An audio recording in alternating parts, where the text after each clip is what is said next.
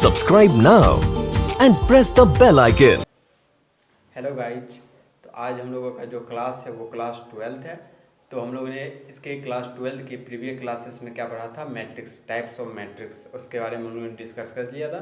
छः गो मैट्रिक्स के प्रकार हम लोगों ने डिस्कस कर लिया था। अब ये 7वां प्रकार है। ओके, तो देखिए 7वां प्रकार क्या होता है। एकांक आव्यूह मतलब आइडेंटिटी मैट्रिक्स।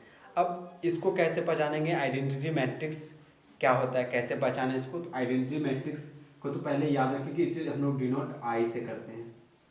ओके, आप इसे याद रखिए कि आपको कहीं भी बुक्स में आई दिखाई दे जाए मैट्रिक्स में तो आप समझिएगा क्या है, आइडेंटिटी मैट्रिक्स मतलब एकांक आव्यूह है। ओके, तो अब इसे पहचानेंगे कैसे, इसे हम लिखेंगे कैसे। तो आइडेंटिटी मैट्रिक्स को लिखा जाता है ऐसे करके। उसका जो विकर्ण होगा मतलब डायगोनल जो होगा वो 1 1 होता है। ओके, ये हो गया आइडेंटिटी मैट्रिक्स 2। देखिए 2 लिखने का मतलब क्या है, मतलब 2 रो और 2 कॉलम। इसका मतलब यही है कि जो इक्वल है वो 2 इंटू इसका जो ऑर्डर है वो 2 इंटू 2 में है। यही हुआ I2, मतलब I2 कहीं आपको लिखा मिल जाएगा तो आप ऐसा लिखेगा। अगर I1 मिल गया लिखा हुआ तो कैसा लिखेगा, 1 ही सिर्फ लिख दीजिएगा। ओके, अगर I3 आपको मिल गया तो आइडेंटिकल मैट्रिक्स लिखिएगा। आइडेंटिकल मैट्रिक्स क्या होता है आपको पता होगा कि आइडेंटिकल मैट्रिक्स में मैंने अभी बताया कि उसका जो विकर्ण होता है, डायगोनल जो होता है वो एक होता है। तो इसका डायगोनल देखिए 3 है तो 1 0 0 0 1 0 0 0 1। अब बताइए इसका डायगोनल कितना है, 1 ही है। तो ये क्या हो गया, एकांक आव्यूह। एकांक आव्यूह मतलब आइडेंटिकल मैट्रिक्स। I3 का लिखने का मतलब क्या होगा, 3 इंटू 3, मतलब इसका जो ऑर्डर है वो 3 इंटू 3 में है। तो I2 लिखने का क्या मतलब वो समझा दिया मैंने। I1 लिखने का क्या मतलब वो मैंने समझा लिया। और I3 लिखने का क्या कारण हुआ वो में। अगर I4 लिख देगा तो वो भी आप आइडेंटिकल मैट्रिक्स लिख सकते हैं। तो आइडेंटिकल मैट्रिक्स क्या होता है, एकांक आव्यूह जिसका जो डायगोनल होता है वो 1 1 होगा। ओके, मतलब 1 1 1, अगर एक रहा 1 रहा तो 1 ही होगा। अगर 2 आइडेंटिकल मैट्रिक्स रहा तो उसमें 1 1 हो जाएगा। 3 आइडेंटिकल मैट्रिक्स है तो 1 1 1 हो जाएगा। ओके, तो आप इसे कॉपी कीजिए। यही हो गया आइडेंटिकल मैट्रिक्स मतलब एकांक आव्यूह। ओके, कॉपी कीजिए आप। तो आप लोगों ने वो कॉपी कर लिया होगा। तो अब देखिए एक टॉपिक है जिसका नाम है इक्वालिटी ऑफ मैट्रिक्स। अब इक्वालिटी ऑफ मैट्रिक्स में हम लोग क्या समझेंगे, इक्वालिटी मैट्रिक्स में हम लोग समझेंगे कि दो मैट्रिक्स को कब हम लोग इक्वल कह सकते हैं। ओके, तो उसके लिए पहला जो कंडीशन होना चाहिए, उसके लिए पहला क्या कंडीशन होना चाहिए, उसका ऑर्डर जो होना चाहिए वो इक्वल होना चाहिए। ओके, अगर दो मैट्रिक्स को कह रहे हैं आप कि ये दोनों इक्वल मैट्रिक्स है तो उसका पहला कंडीशन क्या होना चाहिए, उसका पहला कंडीशन होना चाहिए कि वो दो मैट्रिक्स का ऑर्डर सेम होना चाहिए, मतलब ऑर्डर इक्वल होना चाहिए। ऑर्डर क्या होना चाहिए, इक्वल होना चाहिए। और दूसरा क्या होना चाहिए बात, उसका जो पहला जो मैट्रिक्स है उसका एलिमेंट और दूसरे मैट्रिक्स का जो एलिमेंट होना चाहिए, मतलब अवयव जो होना चाहिए दोनों एलिमेंट का, वो दोनों मैट्रिक्स का जो अवयव होना चाहिए, दोनों मैट्रिक्स का जो अवयव होना चाहिए वो सेम होना चाहिए। ओके, तो ये दूसरा कंडीशन है उसका।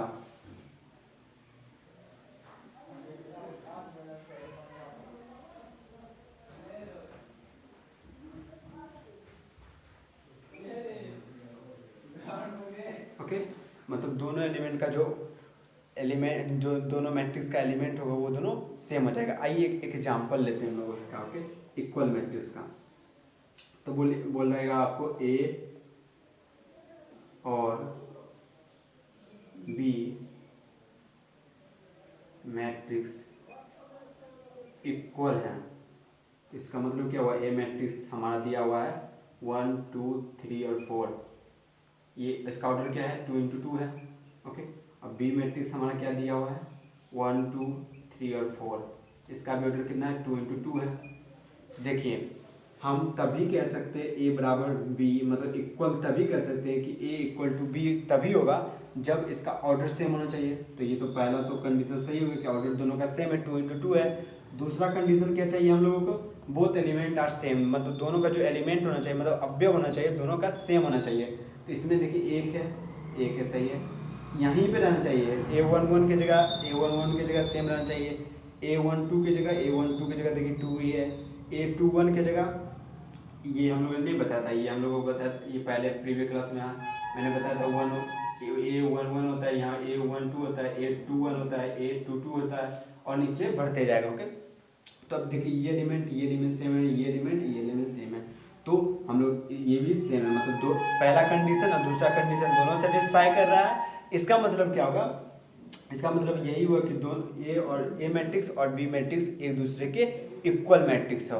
तो इसे आप कब कहेंगे, दो मैट्रिक्स को आपको इक्वल कहना होगा तो आप कैसे कहेंगे कि दो मैट्रिक्स इक्वल है, तो आप दो कंडीशन देखिएगा, ये देखिएगा पहला और दूसरा ये देखेगा, मतलब ऑर्डर सेम होना चाहिए, ऑर्डर इक्वल होना चाहिए। देखिए ऑर्डर कितना है, 2 × 2 का ऑर्डर है दोनों में, और बोथ एलिमेंट आर सेम, दोनों का जो एलिमेंट होना चाहिए मतलब अवयव होना चाहिए, दोनों का अवयव जो होना चाहिए सेम होना चाहिए और सेम पोजीशन पे भी होना चाहिए। एक यहाँ एक कभी यहाँ नहीं रहेगा। ओके, एक जब भी रहेगा तो यहीं रहना चाहिए। ओके, तो आप इसे कॉपी कीजिए, इसका मैं और एग्जाम्पल लूँगा, उसके मदद से आप और ज़्यादा समझिएगा। तो आप इसे पहले कॉपी कीजिए।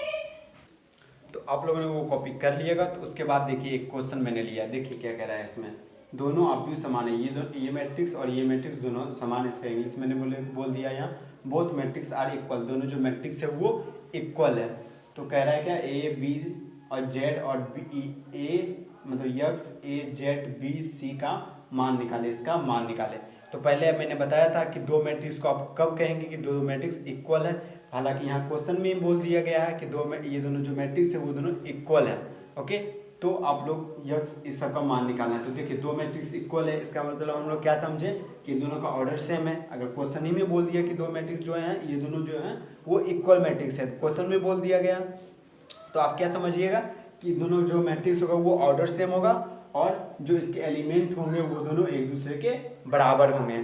जो A11 होगा वो इसके A11 के बराबर होगा, यहाँ जो A12 होगा वो इसके A12 के बराबर होगा। इसका मतलब हम लोग यही समझेंगे कि दो मैट्रिक्स अगर समान है तो इसका मतलब समझेंगे कि दोनों के जो एलिमेंट हो वो जहाँ पे रखे हुए हैं वो दोनों भी समान होंगे। तो देखिए यहाँ से यक्स का मान क्या हो जाएगा, यक्स की जगह क्या है 1 की जगह 1.5 है, -1.5 है, तो यक्स का मान लोग को मान निकल गया।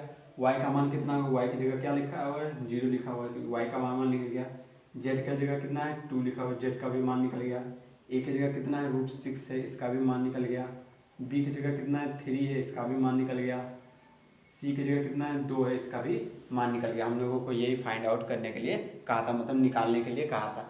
तो आपको जब भी दो मैट्रिक्स अगर दो आव्यूह कहेगा कि दोनों जो आव्यूह है ये दोनों इक्वल हैं, तो आप ऐसे ही करके आव्यूह अगर दो इक्वल कह दिया, क्वेश्चन में भी कह दिया, तो आप इसके ये एलिमेंट और ये एलिमेंट दोनों एक दूसरे के बराबर होगा, ये एलिमेंट एक दूसरे के बराबर होगा, मतलब A11 इक्वल टू A11 होगा, मतलब A11 जो होगा वो बराबर होगा अगले A11 के, A12 एक दूसरे A12 इसके A12 के बराबर होगा। ये किस में होगा, तो समान मैट्रिक्स में। दो अगर मैट्रिक्स समान है तो आप इसे भी कॉपी कीजिए। तो आप लोगों ने वो कॉपी कर लिया होगा, तो आइए हम लोग एक्सरसाइज में अब चलते हैं। वहाँ तक हम लोगों ने कॉपी के लिए मैंने थ्योरी पूरा कंप्लीट कर दिया मैट्रिक्स का। उसके बाद हम लोग चलते हैं एक्सरसाइज में, 3.1 एक्सरसाइज, इसको हम लोग चालू कर रहे हैं। ओके, तो अब देखिए इसका पहला जो क्वेश्चन है, ये एक मैट्रिक्स दे दिया है आपको। इसमें क्या क्या पूछा है, इसमें ऑर्डर पहला पूछा है, फिर दूसरा में पूछा है नंबर ऑफ एलिमेंट, मतलब अवयव की संख्या कितनी है इसमें, और तीसरा क्या पूछा है A13 A21 A33 A24 A23 का मान आपको बताना है। तो आइए पहला देखते हैं हम लोग। पहला जो क्वेश्चन है उसको हम लोग सॉल्व करते हैं। इसका ऑर्डर मतलब इसका ऑर्डर क्या होगा, कोटि इसका क्या हो जाएगा, ऑर्डर मतलब कोटि इसका कितना होगा, मतलब क्या होता है कोटि, क्या होता है m इंटू n, मतलब row into column, number of row into number of column. तो रो कितने हैं, 1 रो 2 रो 3 रो, 3 रो है। नंबर ऑफ रो कितने हैं 3, कॉलम कितने हैं 1 2 3 4 कॉलम है, तो नंबर ऑफ कॉलम 4। तो ये ऑर्डर पहला खत्म हो गया क्वेश्चन। अब इसमें बोला है नंबर ऑफ एलिमेंट, तो नंबर ऑफ एलिमेंट कैसे निकालें, तो इसी की मदद से हम लोग नंबर ऑफ एलिमेंट निकाल सकते हैं। तो नंबर मतलब अवयव की संख्या, अवयव की संख्या,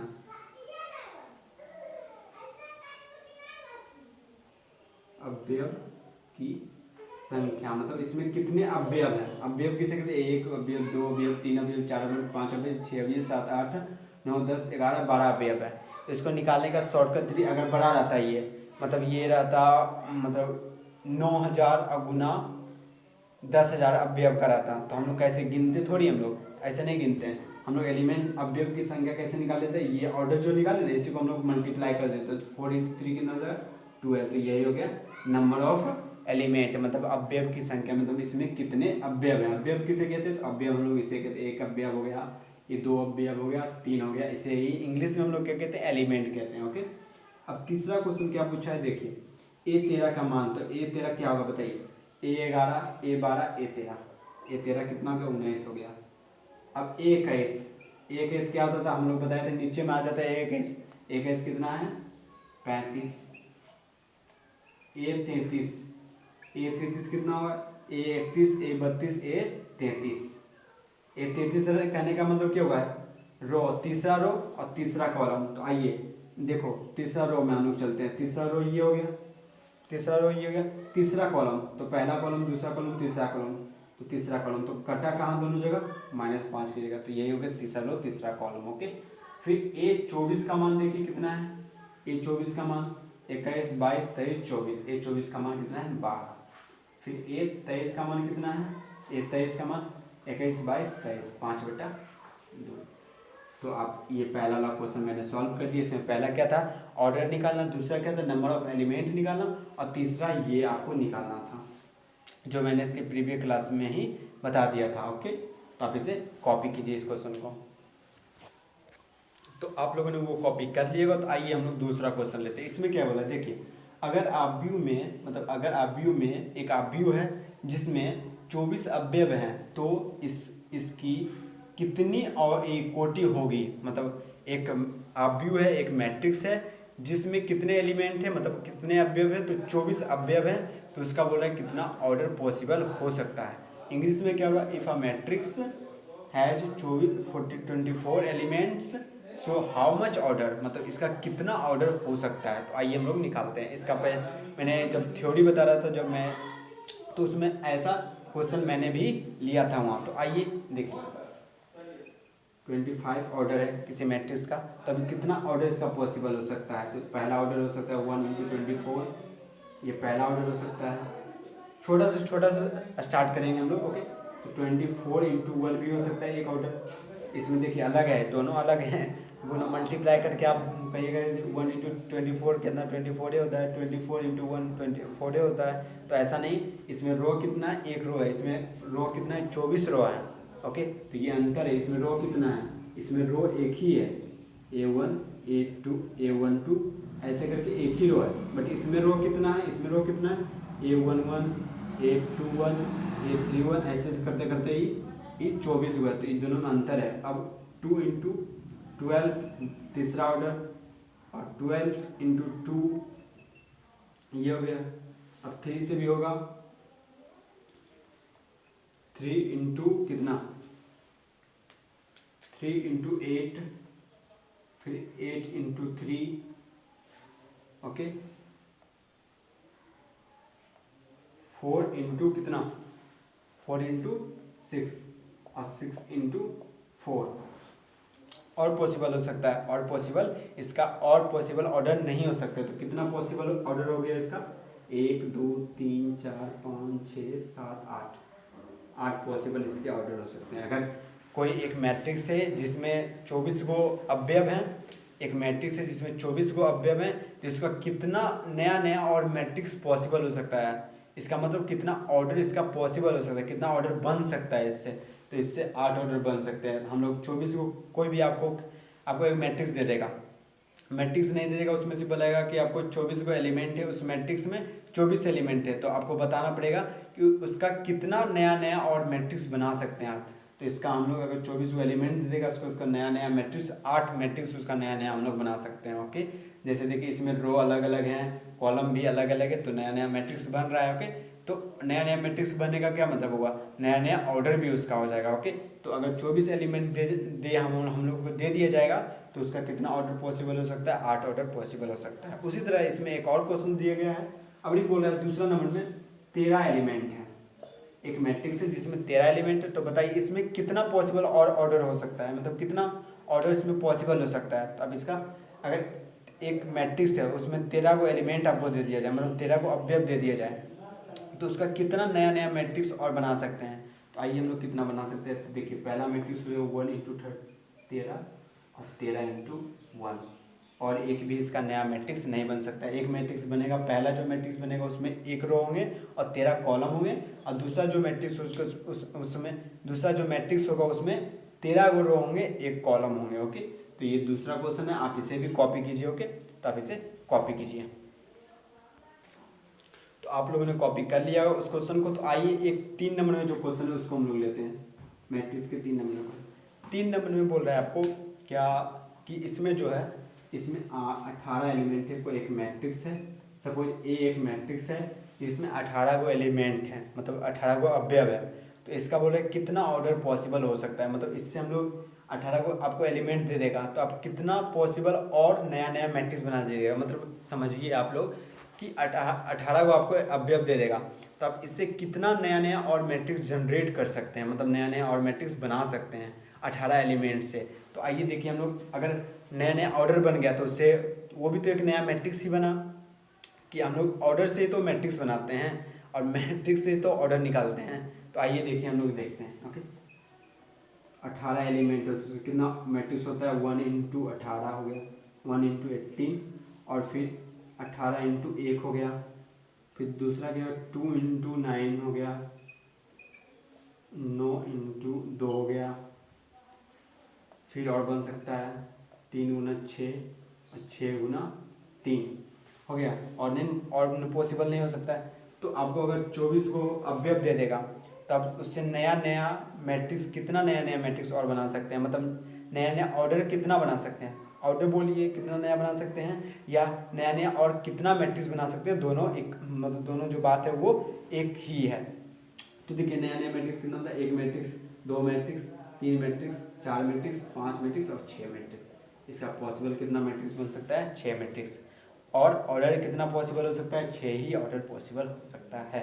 तो पहला क्वेश्चन ये था 3 नंबर में। दूसरा क्वेश्चन इसी में दिया था, अगर आपको 5 एलिमेंट दे दिया जाए तो उससे आप नया नया कितने मैट्रिक्स बना सकते हैं, मतलब नया नया कितना पॉसिबल ऑर्डर हो सकता है। तो आइए इसका कितना जगह 1 × 5 और 5 × 1, मतलब कितना पॉसिबल हो सकता है, 2 ही पॉसिबल हो सकता है। मतलब अगर आपको अगर 5 को अवयव दे दिया जाए तो उससे आप नया नया कितना मैट्रिक्स बना सकते हैं। तो अगर 5 को अवयव दे दिया जाएगा उससे नया नया मैट्रिक्स, 2 ही नया मैट्रिक्स हम लोग बना सकते हैं उससे। ओके, तो आप इसे भी कॉपी कीजिए। नया नया मैट्रिक्स बना सकते हैं या नया नया ऑर्डर, कितना और नया नया ऑर्डर हो सकता है, मतलब कितना पॉसिबल ऑर्डर हो सकता है। तो इसका 5 अगर एलिमेंट दिया जाएगा तो उसमें 2 नया नया, मतलब ऑर्डर पॉसिबल जो होगा वो कितना ऑर्डर पॉसिबल होगा, तो 2 ऑर्डर पॉसिबल हो सकता है।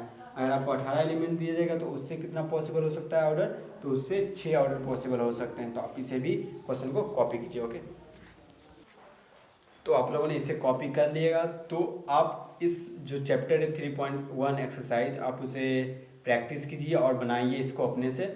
अगर कुछ नहीं बनता है तो आप मुझे कमेंट बॉक्स में पूछ सकते हैं। हालांकि मैं जो इसके बाद वाला जो क्लास होगा उसमें भी ये डिस्कस करूँगा। आप मैंने 3 तक बताया, चौथे से हम लोग शुरू करेंगे। फिर उसमें पहले आप अपने से खुद से बनाएं इस क्वेश्चंस को।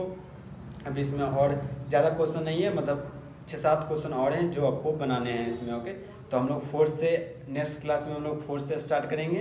तो आप अच्छी तरह से इसे बनाएं और इसे अच्छी तरह से पहले अपने से इसे बनाएं। ओके, फिर अगर नहीं बनता है तो मुझसे कमेंट में बोल सकते हैं, और मैं जब यहाँ बताऊँगा तो आप यहाँ से कॉपी कर सकते हैं। तो आप अच्छी तरह से पढ़ाई करते रहें। ऑल द बेस्ट, और इस वीडियो को like and subscribe and share करें। Thanks you all.